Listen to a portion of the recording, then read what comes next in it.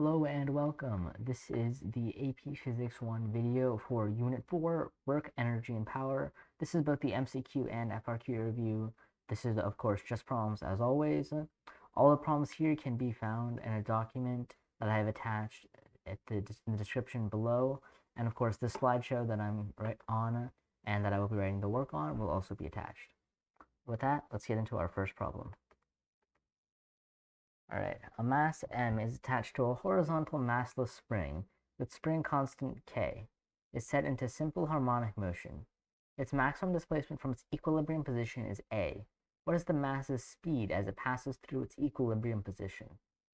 So I think before we start, I think it'd be nice to just review what are the main equations. There are three main equations that you should know. And the first one is kinetic energy. Right, and this is 1/2 mv squared. Right, the second one is gravitational potential energy. Right, so gravitational. That was horrible. G. Gravitational potential energy, and this one is just mgh. Right, the mass of the gravitational acceleration, 9.8 on Earth, times the height. And then you have the last one, which is spring potential energy. Right, also sometimes known as elastic potential energy. Right? And this is 1/2 K, try that again, K x squared. Right, now the K is our spring constant of the spring, the x is the displacement from equilibrium. All right, now this question, right, we're not going to need the gravitational potential energy because we're on the ground the whole time. We are going to need the kinetic and spring potential energy. Right, so its maximum displacement from equilibrium position is A. All right, so let's think about what that means. Right, so we have these two diagrams up here. Now, at this one, at the top one up here, right, this is the maximum displacement. The maximum displacement from a spring, you just have to memorize this, means that all of its energy is this spring potential energy. And the velocity is 0. Right, so this velocity at the maximum displacement is 0, right, every time. And when you're here at the equilibrium position, the displacement is 0, so the spring potential energy becomes 0, and all the energy is this kinetic energy.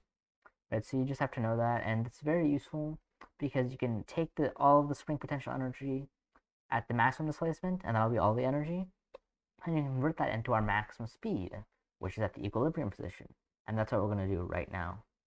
All right, so the maximum displacement is A, string constant is K, so this is just going to end up being 1/2 K A squared. And that is equal to this 1/2 mv squared. So of course we can cross out the 1/2, and then we have mv squared equals K A squared. And then we divide by m, and we end up with v squared equals K over m times A squared. Take the square root of both sides, and we get v equals A times the square root of K over m. Looking at our answer choices, that is answer choice B, and that's an answer for this question. Let's go to our next question. A pendulum bob of mass m on a cord of length L is pulled sideways until the cord makes an angle of theta, that angle right there, with the vertical as shown in the figure to the right. The change in potential energy of the bob during the displacement is this. So let's see, it's pulled sideways, right? So it starts out right here, right? And let's assume that that is the ground, right? So it has no gravitational potential energy. And the reason we can do this is because they're asking for a change in potential energy, right? Not the actual potential energy. We don't need to know how far it is above the ground. We just need to know the changes, right? And that's the reason we can do this. And that's a very powerful tool that you can use a lot of times when you don't actually need to know how far it is off the ground, or if they don't tell you how far it is off the ground. All right, so you have this is 0, and this has some potential energy, right? And you need to figure out how much potential energy is this. Right, now this is L, right? That length is L, which means that this length is also L. But we don't want to find out what L is, right? We want to find out what this is, right? So let me take a different color. We want to find out what this is right here. That height. Right, now we can redraw our triangle to see it a little better. So this is theta, this is L, and this is, I don't know, let's call it A. This is our answer, right? A. That's what we're trying to find, right? And, well, we can see that L cos theta is A. Right, so that is the height of this. And then the height of that, like the amount of height that it has from originally from the top is going to be L. So L minus A is the height that this gains when it's lifted up. And when it's lifted up there, it gains this L minus A height, which is L minus L cos theta, which is just L times 1 minus cos theta. And then, of course, they're asking us for the change of potential energy, the gravitational potential energy. So we have our height, but we also need the mass and the gravitational force, mgl times 1 minus cos theta.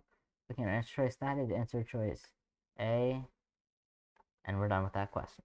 Let's move on. All right, a softball player catches a ball of mass m, which is moving towards her at a horizontal speed v. While bringing the ball to rest, her hand moved a distance d. Assuming constant deceleration, the horizontal force exerted on the ball by the hand is what? All right, so the ball originally is moving at wait, hold on. It's originally moving at mass of m, and it's originally moving at the horizontal speed v, and it has mass m. Right, so this is going to kind of bleed into the next unit, which is momentum, because these two units are closely related. So I'll just give you a brief preview here. Momentum is just mass times velocity, right? It's a pretty simple quantity to calculate. And it's mv, right? So that is the momentum. And that's how much momentum like you start with, right? And this is like a change in, and this is a change in energy, right? So we want to take this momentum and turn it into energy. And the way we do that is we make it kinetic energy. Because, well, first off, momentum is a quantity representing kinetic energy. And second off, well, we have a mass, we have a velocity, it's moving, kinetic energy. And this is our change in energy, right? It would be negative this. Because it's starting out with this much. And it's losing all of that. It's becoming 0. Right? And this is our work. Right? This is the work done by the hand on the object. That is what the work. And work is the force times the distance. Right? Now, we want a magnitude of the force, so we really get rid of this minus sign here because we don't need it, and then we divide by the distance, right? So then we get force equals mv squared over 2d. Looking at our answer choices, that is choice A, and we are done. Let's go move on. All right, so this is a paired question. Right, let's see what we have here. So a car of mass m slides across a patch of ice at a speed v with its brakes locked. It hits dry pavement and skids to a stop in a distance d. The coefficient of kinetic friction between the tires on the dry road is u. If the car has a mass of 2m, it would have skidded a distance of what? So this is another problem about work, right? Now, the way you usually spot these kinds of problems is like they give you a distance, right? You're really only going to get distance if you're talking about work, right? Like gravitational potential energy, kinetic energy, spring potential energy. You're not going to get distance in there, right? So that distance is a tip off that you need to start quantifying stuff in terms of work, right? Also, another thing that shows you that is that you're changing the amount of energy you have, right? You start off with speed, you end up with no speed. Nothing else changed. You lost speed, you lost kinetic energy. That's work. You started off with 1/2 mv squared, and you went to 0, right? So that change is just negative that. And they're saying that the coefficient of kinetic friction between the tires and the dry road is mu. All right, so let's think about how that factors in, right? Because the okay,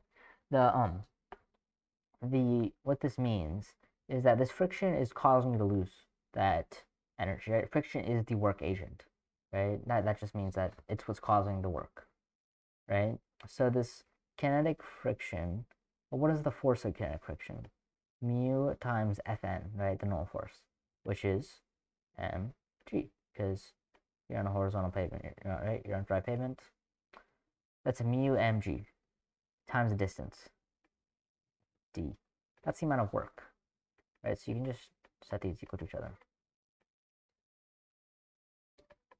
right? Mu mgd equals m v squared. And look at that. This cancels, that cancels. Doesn't even matter, right? So the mass does not even matter in this calculation, like at all. So mu gd equals 1/2 v squared. So if we make the mass 2m, well, what do? I don't do anything because there's no mass. So nothing changed. So nothing, it will change. The distance will stay the same distance. All right, if the car has a speed of 2v, it would have skidded a distance of that. So now we do have a change because we plug that in here and we get 1/2 2v squared equals mu g times, call this d final, and that be d initial. And we're trying to find d final in terms of d initial. Right? Now this is 4, right? This would be 1/2 times 4v squared. So the distance df is going to be 4 times di. Right? Now, if you're confused about how I got there, it's because this cancels, sorry, this cancels out, that cancels out, that cancels, that cancels, that cancels, that cancels. So if you imagine dividing this, the bottom one by the top one, right, you'd get df over di equals this over that. And the v's would cancel, and you'd be left with 2 squared over 1. So it would be 4. So you'd have df over di equals 4. Then just bring the di over, and you end up with this. So the final distance is going to be 4 times the initial distance. Your answer choice, E. Right, let's move on to the next question. Football is kicked off the ground a distance of 50 yards downfield. Neglecting air resistance, which of the following statements would be incorrect when the football reaches the highest point? Alright. A. All of the ball's original kinetic energy has been changed into potential energy. Well, you started off with kinetic energy, right? He kicked it. Or she. Alright, we don't know. But it's all been changed to potential energy. So, well, has it been changed to potential energy? Because there still is velocity, right? It's still moving and it still has horizontal velocity, right? It always has horizontal velocity.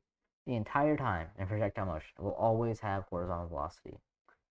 So this just isn't true because not all of it is changed into potential energy. You still have lots of kinetic energy left over. That's why this will be the answer. Now, just to make sure we can check the rest of them, the ball's horizontal velocity is the same as when it left the kicker's foot. That is true. We know it's the same the whole time. The ball will have been in the air for 1/2 of its total flight time. We know that's true too. Right? In projectile motion, you will always have symmetry. The top of the highest point that the projectile reaches is the point of symmetry. You flip it over that, it will be the same, and it spends the same time in the air. At least if you don't have air resistance, which they told us we don't. And the vertical component of the velocity is equal to 0. That's also true, right? If the vertical component of the velocity was more than 0, well, it would have kept going up, and it wouldn't be the highest point. If the vertical component of the velocity was less than 0, it would be going down, meaning that it's also going down before that point, meaning that the highest point would be before it. The highest point has a vertical component of velocity because it's the point where you stop going up and you start going down, right? And because all three of these are correct, A is the correct. A is the incorrect statement, which also happens to be the correct answer. All right, let's move on. So the following is true for a system consisting of a mass oscillating on the end of an ideal spring. All right, let's see what we have. The kinetic and potential energies are equal to each other at all times. Well, if you remember when you're talking about the spring, that is not true. Because if you have a spring, let me try to draw a spring. It's like, yeah, I'm not even gonna, like, that's a spring. Just imagine that's a spring. All right, you have a spring, goes from here to there, right? It lengthens. Here, at the equilibrium position, it's all kinetic energy. And here, it's all spring potential energy. Right, so at that point, they are equal, right? At least they are, this is equal to that. But they're asking at the same time, right? Right at this position, right, this is 0, and that has a bunch of stuff. And at that point, the kinetic energy is 0, and that has a bunch of stuff. That's why this is not true. And the choice A is incorrect. The maximum potential energy is achieved when the mass passes through its equilibrium position. Not true. Remember, it's all kinetic energy, so there is no potential energy at the equilibrium position. That's not. The maximum kinetic energy and maximum potential energy are equal, but occur at different times. I mean, they are equal, right? You have a conservation of energy. This is going to be equal to that, but they occur at different times. That looks correct, but let's look at our last answer choice just to be sure. The maximum kinetic energy occurs at maximum displacement of the mass. That's not true, right? Because here at the displacement, it's all spring potential energy. So they had two answers where they just flipped it around. Be sure you look out for that because kinetic energy is a maximum at equilibrium. The spring potential is a maximum at the maximum displacement. Either of those are right, so the answer choice is C. All right, moving on.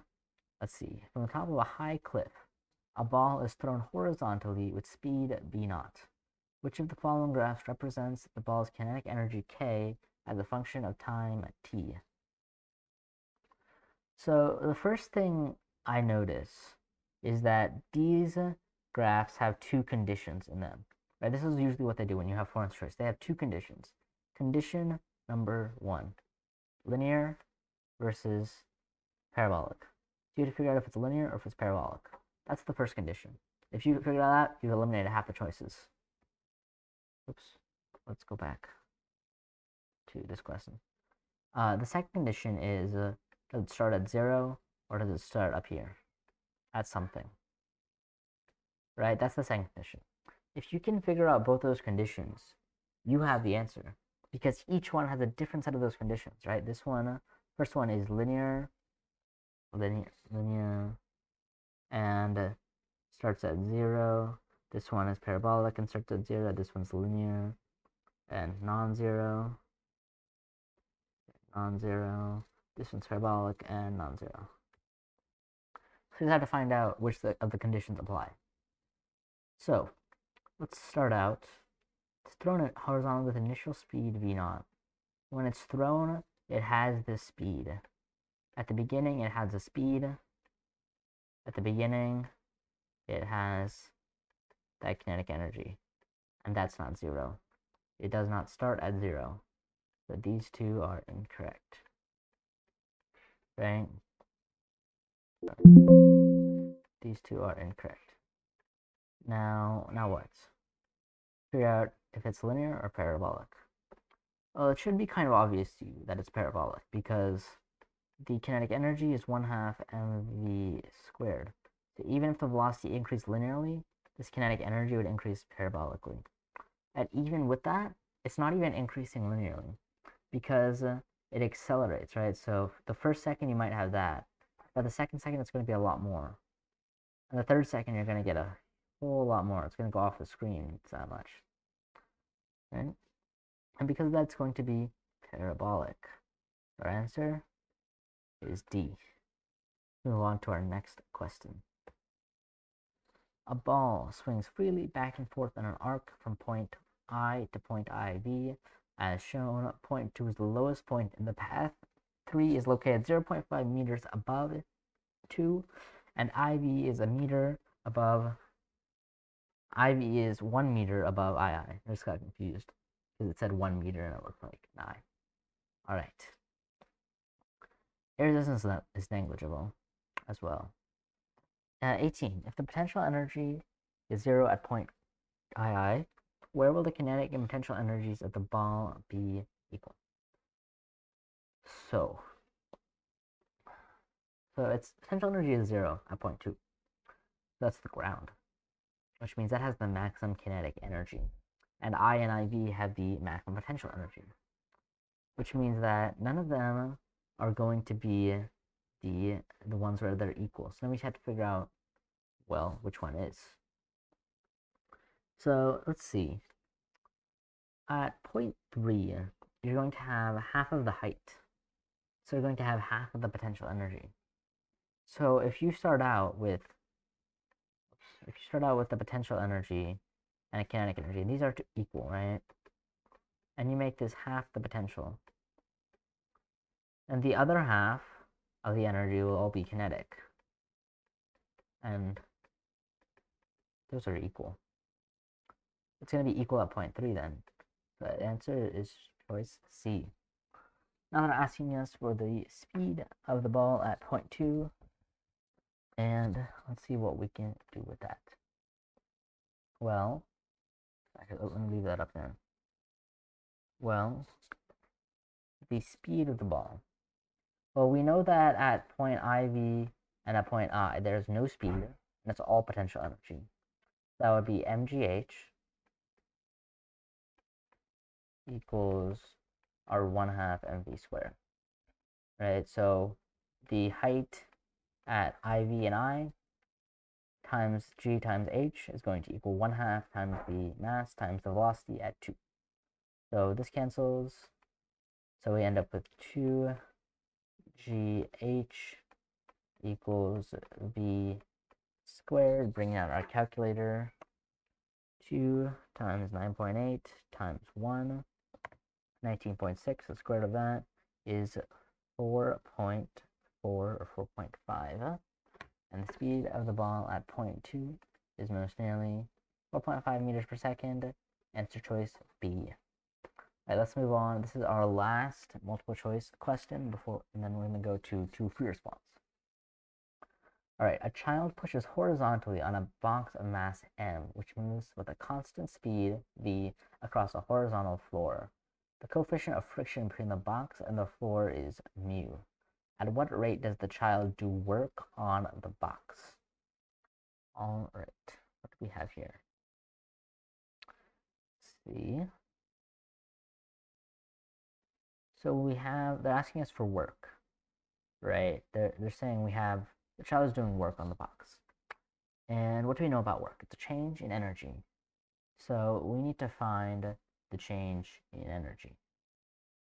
Right, so the child is pushing on the box with mass m at constant speed v. So that kinetic energy is 1/2 mv squared. Right, that is the I was going to say that is the kinetic energy, and you're losing mu. You're losing mu times the distance, right? That is the amount of, well, no, hold up. Mu times mg, right? Because mu mg is the force normal times the coefficient times the distance, right? That is the work that's being done on the box. So we could use this kinetic energy formula, but the problem here is that we don't know if it, like, how much it ends up with, right? We don't know. We have to use, we cannot use this for right now. We have to use mu mgd, right? So looking at our answer choices, there is no, like, d, there is no distance, there's just no variable for distance in here. We have to figure out how to incorporate a variable for distance, right? What do we convert distance to? And, well, let's see. At what rate? Right, at what rate? That's what they're asking for. So at what rate? That makes me think of power, right? Because power is a measure of work per time, which is the rate of work. And power is just work over time, right? So it would be like saying just over time. And, well, distance. I want to convert distance into something else. And I also want to use time because we have a variable of time in our equation, but not in the answer choices. I have a variable for distance, I have a variable for time, and I want a variable for velocity. Well, distance equals rate times time, right? D equals vt. So instead of d right here, we can convert this into v times t, cross out the t, and we have mu mg times v, the velocity. That is answer choice A, and we are done with the MCQ section. Let's get on to the FRQs.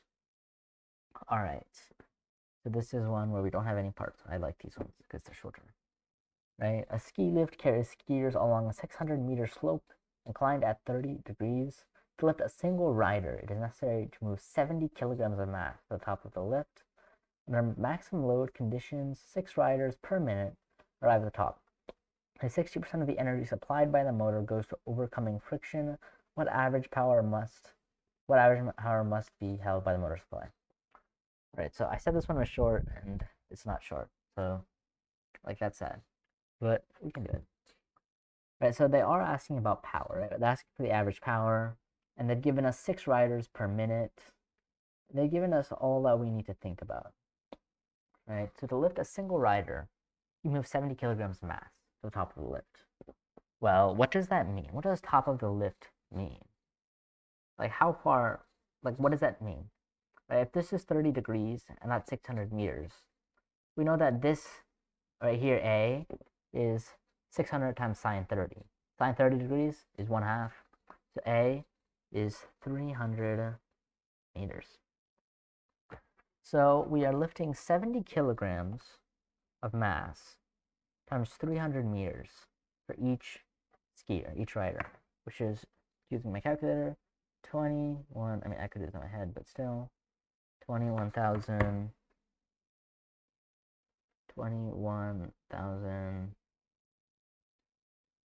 kilograms times meters. right? And now, well, what does that mean? That's how much like energy that's being added. That's how much work, right? Now, the 6 riders per minute. So you're getting 6 times 21,000, which is 126,000. 126,000 kilograms times meters per minute. And that is not what we want though, right? We want per second, right? That's per 60 seconds. So dividing it, we divide the 6 again, plus another 10, and we get 2,100 kilograms.